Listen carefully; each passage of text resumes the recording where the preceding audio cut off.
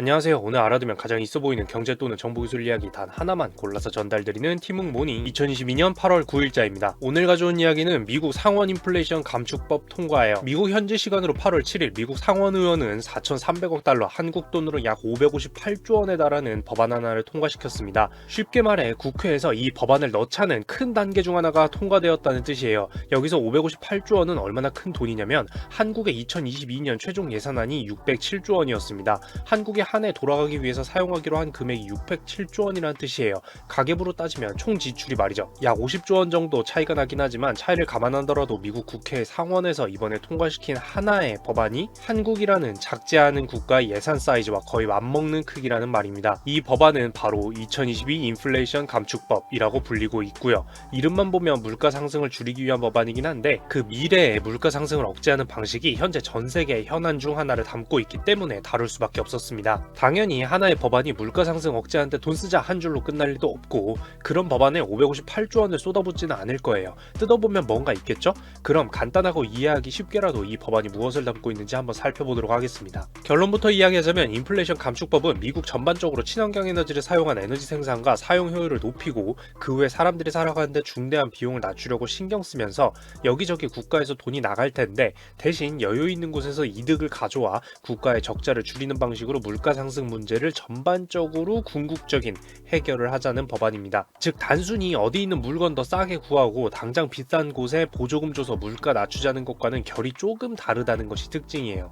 상당히 장기적인 법안이죠. 여기서 쉽게 이해하기 위해서 우리들이 살아가는 물가에 영향을 강력하게 미치는 요소가 한 가지 있습니다. 바로 에너지 가격이에요. 천연가스든 석유 가격이든 말이죠. 우리가 사용하는 물건은 옮겨져야 사용할 수 있고 인간도 옮겨져야 일터에 갈 수 있으니까요. 결국 무조건 사용해야 하는 에너지 가격이 오르면 물건도 인간도 옮겨지는 비용이 오르고 물가는 지금처럼 말도 안 되게 지속이 쉬워지게 되는 겁니다. 그런데 에너지 가격 상승으로 인한 물가 상승을 막으려고 해도 당장은 세 가지 문제가 있습니다. 첫째로 과거에는 에너지를 만드는 데 들어가는 비용이라고는 문자 그대로 발전소 굴리는 비용만 생각했지만 이제는 아니에요. 화석연료를 사용할수록 기후위기는 다가와서 기후위기에 대응하는 것까지도 비용이 돼버렸고 이는 자연과 싸우는 수준이라 인류의 존망과 같은 천문학적인 비용으로 산정되기 시작을 했습니다. 문제가 더 커지기 전에 대응해야 하는 것이 된 거죠. 여기서 이런 게 아직도 이해가 안 가시는 분들을 위해서 설명을 드리자면 현재 대운하가 가뭄으로 마르거나 하게 되면 편하게 물류를 이동시키기 위해 이용하던 운하를 배가 이용할 수가 없게 되고 그렇기 때문에 물류 문제 자체에도 직접적인 자연환경 영향을 미치는 경우도 생기게 됩니다. 무슨 판타지냐고요? 지금 현재 독일 운하에서 벌어지고 있는 일입니다. 물론 이뿐만 아니라 커피가 더 이상 재배가 힘들어진다든지 여러분들이 알고 있는 재배지가 장소가 이동된다든지 하는 문제로 국가 차원의 문제를 발생시키기도 하고 있죠. 둘째로 앞선 기후위기 문제를 알게 되었고 친환경 에너지 생산을 해보려고 하니까 어쨌든 초기 비용이 많이 들어갑니다. 인류는 계속해서 많은 에너지가 필요하고 심지어 쓰잘데기 없는 데다가 낭비까지 하고 있어요. 그런데 친환경 에너지는 에너지를 만들 때 효율이 높지 않기 때문에 생산하더라도 비싼 에너지가 될 수밖에 없습니다. 즉 친환경 에너지를 지향할수록 적어도 초기에는 에너지 가격 상승으로 물가가 오를 수밖에 없어요. 친환경 에너지 생산 기술이 엄청나게 발전하지 않으면 말이에요. 게다가 현재 인류 에너지의 대부분을 책임지고 있는 화석연료는 전 세계가 불균형하게 보유하고 있기 때문에 국제관계가 틀어지는 등의 문제로 가격이 급격하게 변할 수도 있게 됩니다. 이건 더 설명할 필요도 없이 당장 우리가 현재 겪고 있어요. 그렇다 보니 앞서 설명한 문제점들을 고루 해결할 필요에 의견이 종합이 된 겁니다. 어떻게? 화석연료를 최대한 덜 사용하기 위해서 노력하면서 다른 국가가 무기로 휘두를 수도 있는 화석연료에 덜 좌지우지되도록 다른 에너지 생산 의존도를 줄이는 방법인 거죠. 어떻게? 다른 에너지 생산 방식을 더 강구하고 찾아내서 말이에요. 그리고 그 결과 에너지 물가 안정을 가져오면 좋고요. 결국 힘들어도 다른 에너지 생산 방식으로서 친환경 에너지를 발전시키거나 그런 수요를 늘려주기로 하는 거예요. 사람들이 그 익숙해지고 돈 주고 쓰겠다고 하면야 그게 친환경이고 아니고가 중요한 게 아니라 기업들은 달려들어서 그걸 생산해서 갖다 팔 테니까요. 그 결과 2022년 인플레이션 감축 법안은 이런 내용들이 대표적으로 담기게 된 겁니다. 첫째, 향후 10년간 기후 에너지 관련 예산에 3,690억 달러가 책정이 됩니다. 한국 돈으로 약 480조 원이 투입이 되는 거예요. 기후위기와 친환경 에너지 관련해서 말이죠. 태양광 패널, 풍력 터빈, 배터리 제조 및 처리업체 지원 외만도 600억 달러, 즉 약 80조 원 정도가 들어가게 됩니다. 지금 어떤 키워드로 미래 발전 산업을 찾아봐야 되는지 바로 나오고 있는 거죠. 둘째로 전기차 구매를 하면 그만큼 세금 계산을 할 때 세액공제를 해줘요. 오랜만에 세금 얘기인데 세액공제라는 건 어렵게 생각하실 필요 없습니다. 애초에 그 돈이 없던 것처럼 빼준다, 공제해준다 라는 말이에요. 예를 들어서 전기차를 샀는데 돈이 들어갔잖아요. 그러면 내가 번 돈에서 그만큼을 빼준다는 겁니다. 왜? 내 소득에서 그만큼 돈을 빼줬으니까. 내가 그 소득 없었던 것처럼 쳐준다라는 거니까 소득에 대한 세금이 소득세를 안 내게 되는 겁니다. 뒤집어서 말하면 국가는 국민들이 전기차를 구매하는 만큼 세금에서 손해를 보더라도 지원하겠다는 거죠. 그리고 셋째, 중고 전기차 매입에도 세액공제를 해줍니다. 새 차라는 것은 어떻게 하든 생산할 때 에너지와 비용이 신규로 사용될 수밖에 없는데 세금 혜택이 여기에만 집중되어서는 물가를 안정시키려는 의도가 충분히 반영되기가 조금 힘들겠죠. 그리고 기후위기에도 대응을 한다는 의지에도 조금 반하는 거고요. 즉 이미 생산된 걸 끝까지 활용하자라는 방향으로 가는 겁니다. 그래서 중고 전기차 매입할 때도 혜택을 주게 되고요. 넷째로 앞에서 봤겠지만 국가가 방향성을 잡고 정책을 실행할 때는 국민들이 방향에 맞게 행동할 때 혜택을 받을 수 있도록 세금을 덜 내게 해주는 방식 등을 이용하게 되는데요. 국가 입장에서는 이러면 수입이 줄어들어요. 근데 이 법안 실행할 때 뭐 80조 원, 400조 원, 500조 원 막 이렇게 든다는 계산이 됐잖아요. 하지만 계속 적자를 심하게 국가가 볼 수는 없어요. 어디선가 충당을 하긴 해야 됩니다. 이 인플레이션 감축 법안에서는 충당 방식을 법인으로부터 받기로 해요. 최소 15%의 법인 세금을 걷기로 했죠.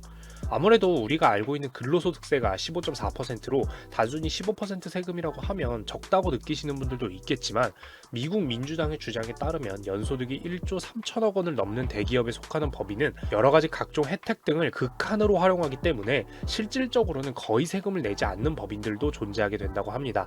이런 부분까지 고려해서라도 그 법인, 대기업에 대해서 최소 15%의 법인세를 받겠다고 하는 거죠. 아니 뭐 솔직히 개개인이 집에서 쓰는 에너지가 많겠습니까? 그 에너지를 활용해서 돈을 버는데 극한으로 활용하는 곳이 개인이. 그리고 다섯째, 사람들이 살아가면서 자주 구매하게 되고 중요한 게 또 뭐가 있을까요? 살다 보면 아프죠. 그럴 때는 약을 먹어야 되는데 비싸서 그럴 수가 없으면 서글프기도 서글프지만 작은 병이 커져 결과적으로 엄청난 개인의 비용 문제와 건강 문제에 직면하는 일이 발생할 수 있습니다. 또한 약과 같은 치료비도 물가에 속하게 됩니다. 앞서 설명한 대로 미국이 마련한 세금을 통해서 처방되는 약값을 할인해주는 정책도 여기에 포함되어 있어요. 마지막으로 원래 얘기로 돌아와서 태양광과 풍력 같은 친환경 에너지에 기존 주고 있던 여러가지 산업 혜택을 2032년까지 연장을 해주기로 했죠. 네, 무려 10년 연장을 해주는 겁니다. 단순히 뿅 돈 쓰고 끝 이게 아니죠. 자, 이렇게 2022년 인플레이션 감축 법안은 친환경 에너지를 발전시키기 위한 지원과 국민의 친환경 에너지 이용을 도와서 그 친환경 에너지가 자리 잡아 다른 에너지 가격 의존도로부터 적어질 수 있도록 만드는 한편 그 에너지를 적극 활용하여 부를 키운 곳에서 세금을 징수하고 기타 주요 물가 완화에 힘을 기울이는 정책이 포함된 법안이었습니다.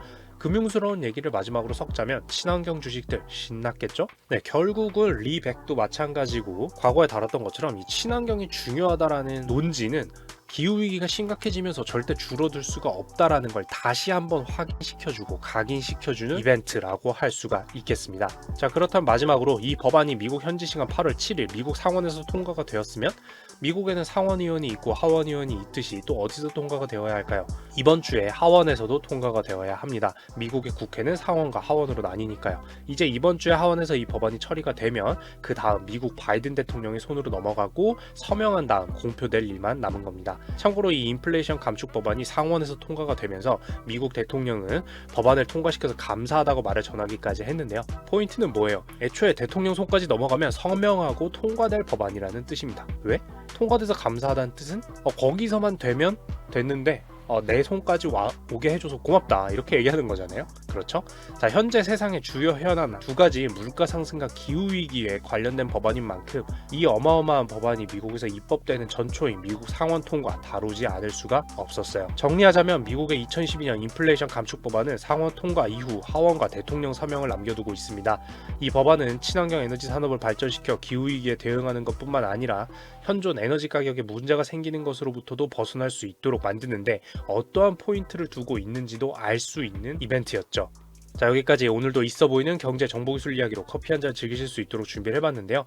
도움이 되었으면 좋겠습니다. 이상 티묵이었습니다. 구독과 좋아요와 알람 설정까지 부탁드리겠습니다. 감사합니다. 이 영상은 많은 시청자분들 덕분에 제작되고 있습니다. 여러분들 덕분입니다. 감사드립니다.